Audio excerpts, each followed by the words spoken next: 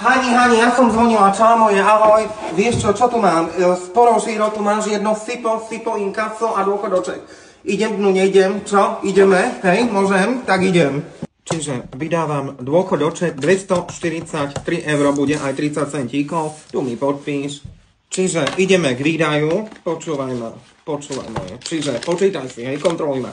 100, 200, čo takto si vyberem záhľad, bože, tieto drobizgy, ja to na to ani nevidím. Čiže 2 euríčka, euro aj 30. Dobre, a teraz si pekne prepočítaj predo mnou, hej. A do tretice všetko dobre, ešte raz počítam ti dôchodoček.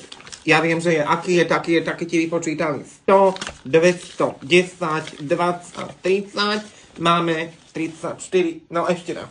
Čiže taká si sklamaná z toho dôchodku, čo? No, ja ti verím, no je to slabota. Ale vieš čo, veď nechcem ti hovoriť, ale výmer prišiel hore v Šošovej. No, čo? Ideme pozrieť, ja to viem tak otvoriť, nezistím, čo? Ja som akási zvedavá, čo? Hej, ideme. Ty, ja sa ti až tak trasím, tak Hanka, to si nechaj pre seba, ja to bežne nerobievam. Ale už tak mi ťa je ľúto, vieš, ideme to po... Ty pozri, ja ti to nejdem ani hovoriť, teba tu vykotím, počúvam, pozri, akú palicu hore.